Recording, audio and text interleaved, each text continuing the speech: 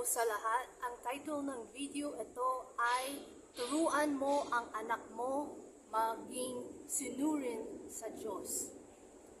So sa Bible, di ba sabi daw si Jesus or Father God that kailangan turuan natin ang mga bata habang maliit pa sila tungkol kay Jesus Christ.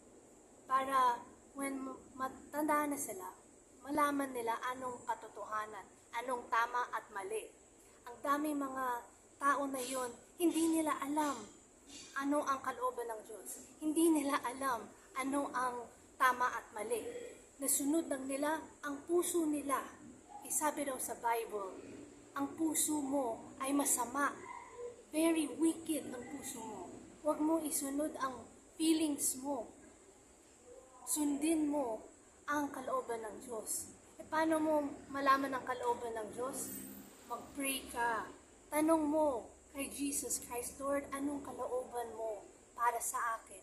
At gawin mo araw-araw to. Ito ang kailangan turuan ang mga magulang sa mga anak nila. To seek God's will. Ang dami kasi mga magulang na spoil nila ang mga anak nila. Bigayin sa kanila ang mga bagay ng hindi naman malapit kay Jesus Christ. That, kunwari, okay? Ang daming in our generation now, ang bigay sa kanila ang cellphone, mga video games. Saan si Jesus Christ doon ang focus nila? Wala, sa game, di ba? O sinong tatay ng mundo ng masama? Si Satan, di ba? So yun they're following Satan's world, ideas. So, tapos sasabihin mo, bakit hindi makinig at sundin ang utos ko, yung mga anak ko? Kasi na-spoiled mo gusto na-feed mo sila ang worldly pleasures. Instead of basahin mo ang Bible, kasama sila. Tapos, kusapin mo araw-araw, anong natuto mo today tungkol kay Jesus Christ? Anong mga miracles na nakita mo today? Anong na pwede natin pasalamatan si Jesus Christ na nakita mo na nahirapan ka, pero God provided a way. When kusap mo yung mga anak mo, itatak sa isip nila at puso nila yung mga salita na bigay mo sa Kanya. At when matanda sila, they'll pass it on to their children. You know, ang daming kasing mga magulang gusto lang merong respect sa mga anak nila. Pero naturuan mo bang yung mga anak mo to respect you? Mahalin ka. Kasi ang daming mga magulang nabigay lang sa kanila yung anak nilang ano man ang gusto nila. Walang discipline. At alam mo, nakita ko sa mga pinsan ko, merong anak, nahirapan silang turuan ng anak nila. Kasi na-spoil nila. Ayaw matahimik, bigay ng cellphone. Okay, tahimik ka na. Instead of, alam mo, noon, when mahirapan ng tatay ko, na tahimik ako, na merong sinturones siya. Ahampas niya sa akin. I know, ganun, that's, ano ba yan, mahirap yan, masaktan ng anak ko. But diba sabi daw sa Bible din, disiplinado mo ang anak mo. Huwag ka matakot kasi it will lead them to be a good person, good character, habang bata pa. Nalulungkot ako na nakita ko mga ibang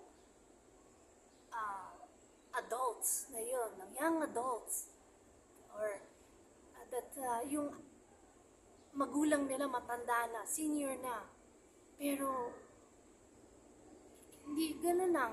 when Mother's Day, Father's Day, birthday ng tatay, nanay nila, yun na ngang happy birthday ma, happy birthday tatay. Pero yun lang, but all throughout the year, wala. Hindi nila nabisita, hindi nila kamustahan, at hindi nila alagaan.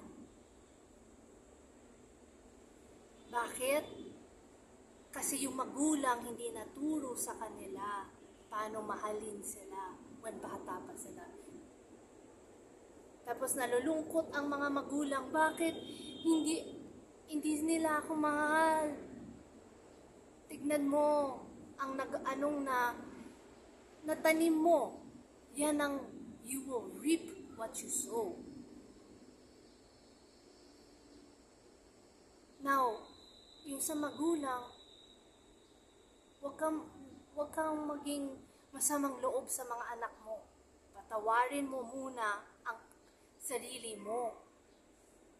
Admit na ikaw nagkasala. Sino bang anak yan? Ikaw, diba? So, kailangan i-accept mo that ikaw nagkasala. Hindi mo na raise up ang anak mo tama. Kasi kung tama, then mahalin ka niya. At the same time, alagaan ka niya and malapit siya sa Diyos. Kung worldly anak mo, hindi mo na raise up mabuti. You didn't do your part as a parent. So, and also, kailangan hingi kang patawad kay Jesus Christ at baguhin mo na ang yung salita mo sa mga anak mo. Magkumbaba ka. Hingi kang patawad na kung meron kang nasabing masama sa anak mo, sabihin mo sa kanya, anak, sorry kung meron ako nagawa sa iyo noon masama or nasalita akong na hurt ang feelings mo, patawarin mo ako. Nagbabago akong buhay. Sana bigyan mo akong chance maging yung tatay or nanay na karapat-dapat sa iyo. Alam mo, yun ang gusto ng mga lahat ng anak marinig sa tatay-nanay nila Sabihin ko sa inyo, ganun nangyari sa mommy and daddy ko bago sila namatay. Pero sa dulo na, bago sila kunin ni Jesus Christ papunta sa langit. Sabi ko, Lord, bakit ngayon lang? Bakit hindi ba noon? Sabi ko, Jesus Christ, kasi ang laking pride nila. Malakas pa sila. Pero when nakita nila, na-realize nila baka mawala na talaga ako dito. Bigay ko na lahat ng pagmamahal ko sa anak mo at hingi akong patawad. Alam mo, mas lalo na mahal ko ang mommy daddy ko. At natatak sa puso ko yung moment ng ganon. I'll never forget it. And I praise God. I said, Lord, thank you. Even though kung konti ng moment na experience ko, yung mommy daddy ko, yung that I always wanted to have, that treated me that way. I was so happy. I praise God. And it was all for glory to the Lord Jesus Christ kasi nagbago niya ang puso at isip ng tatay-nanay. So, kung ikaw magulang, sana hingi ka ng lakas loob at turuan ka ni Jesus Christ maging yung magulang karapat-dapat sa anak mo para mahalin mo siya. So when mamatay ka, sasabihin nila sa iyo during the funeral or sa ibang tao, alam mo, na-change ni Jesus Christ ang puso ng mommy daddy ko. Na mahal ko sila. They became the best father and mother to me. And I will never forget it. Pero choice mo yun. So, this is the end of the video. May Jesus Christ bless you.